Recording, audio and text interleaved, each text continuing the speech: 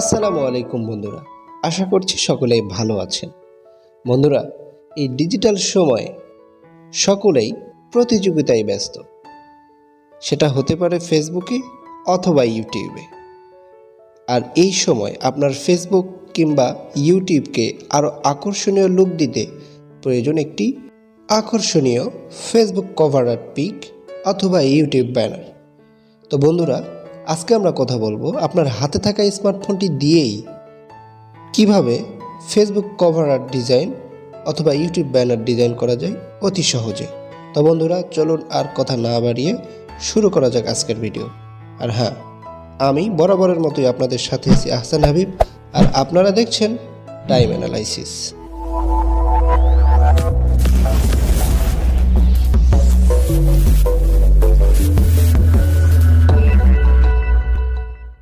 তো বন্ধুরা, এখনও যারা আমাদের এই ছোট্ট চ্যানেলটি সাবস্ক্রাইব করেননি, অবশ্যই তারা সাবস্ক্রাইব করুন এবং পাশে থাকা বেল আইকনটি অবশ্যই বাজিয়ে দিন, যাতে করে পরবর্তী যে কোনো ভিডিওর নোটিফিকেশন সবার আগে আপনি পেয়ে যান। আর যারা অলরেডি সাবস্ক্রাইব করেছেন তাদেরকে অসংখ্য ধন্যবাদ। এরপরে বন্ধুরা, আমাদেরকে পিক্সেলল্যাব অ্যাপটি প্লে স্টোর থেকে ইনস্টল করে নিতে হবে। তো অ্যাপটি ইনস্টল করা হয়ে গেলে অ্যাপসটি ওপেন করার পরে তার ইন্টারফেসটা এমন হবে। তো আমরা এই টেক্সটটা ডিলিট করে নিচ্ছি। বলে রাখছি, আমাদের এই আইবলটির মাধ্যমে স্ক্রিনে যে দেখা যাচ্ছে তার মাধ্যমে আমরা এই অ্যাপসটির সকল আইকনগুলো দেখাবো বা চিহ্নিত করব। আপনারা এই আইকনটির দিকে খেয়াল রাখবেন। তো সর্বপ্রথমে আমরা ডান কর্নারের উপরে 3 ডট মেনু থেকে এটার রেশিওটা সিলেক্ট করে নিচ্ছি। তো আপনারা চাইলে এখানে কাস্টম থেকে আপনারা যে কোনো সাইজ কাস্টম করে নিতে পারেন। তাছাড়াও এখানে YouTube channel banner, YouTube thumbnail অথবা Facebook cover art, profile picture সব রেশিওগুলোই আপনারা রেডি অবস্থায় পেয়ে যাবেন। তো যেহেতু আমরা এখানে ফেসবুক কভার আর্ট রয়েছে, আমরা এটা সিলেক্ট করে দেন ওকে করে দিলাম। এরপরে আমরা উপরে প্লাস আইকন থেকে আমরা গ্যালারিতে যাব। গ্যালারিতে গিয়ে আমাদের গ্যালারি থেকে একটি পিএনজি শেপ আমরা যেটা আগেই ডাউনলোড করে রেখেছিলাম গুগল থেকে, সেটা সঠিকভাবে বসিয়ে নেব। আপনারা চাইলেই পিএনজি শেপগুলো গুগলে সার্চ করে নিয়ে নিতে পারবেন।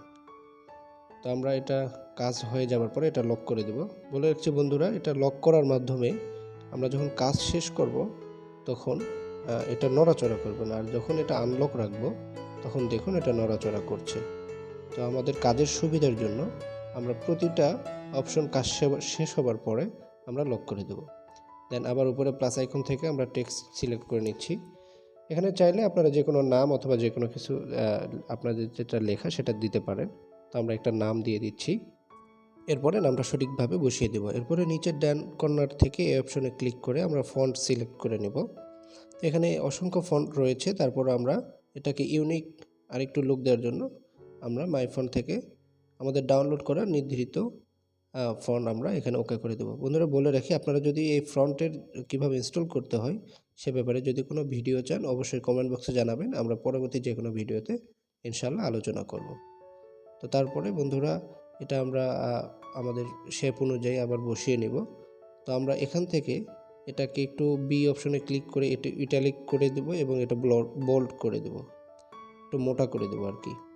এরপরে একই অপশন থেকে আমরা টেক্সচারের যে অপশনটি দেখতে পাচ্ছেন এখানে ক্লিক করে আমরা গ্যালারি থেকে আমাদের ডাউনলোড করা একটি পিএনজি শেপ কালারফুল আমরা ডাউনলোড করে রেখেছিলাম। তো গোল্ডেন এই শেপটা আমরা সিলেক্ট করে নেব।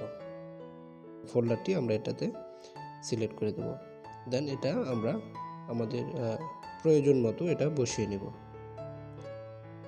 দেন প্রয়োজন মতো বসায় গেলে ওকে করে দেব।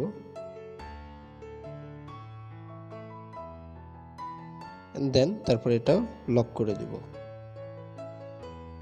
এরপরে বন্ধুরা, আমরা আবার প্লাস আইকনে যাব।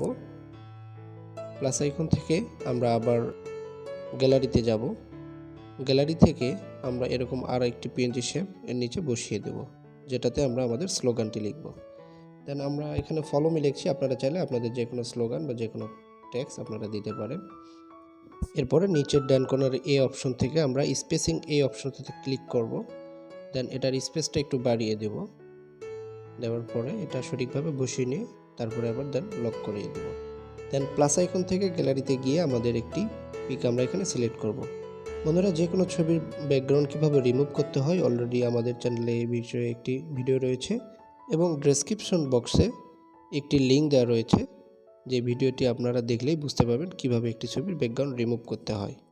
এরপরে নিচের এই আইকনটিতে ক্লিক করব, এরপরে স্ট্রোক সিলেক্ট করে দেব, দেন এটা এনেবল করে দেব। দেন আমরা এটা এনেবল করে দেওয়ার পরে স্ট্রোকটি প্রয়োজন মতো আমরা কমিয়ে বাড়িয়ে সঠিকভাবে অ্যাডজাস্ট করে নেব। এরপরে আমরা আবার গ্যালারিতে যাব। গ্যালারিতে গিয়ে আমরা ফেসবুকের, যেহেতু এটা আমাদের ফেসবুক কভার আর্ট, আমরা ফেসবুকের একটি পিএনজি শেপ নেব। এরপরে এটাতেও আমরা একইভাবে স্ট্রোক সিলেক্ট করে দেন আমরা এটা অ্যাডজাস্ট করে নেব। অ্যান্ড দেন বন্ধুরা, হয়ে গেল আজকে আমাদের কিভাবে ফেসবুক কভার আর্ট পিক বানাতে হয়। এরপরে আমরা এটা পিএনজি শেপে আমরা আলট্রাতে এটা গ্যালারিতে সেভ করে নেব।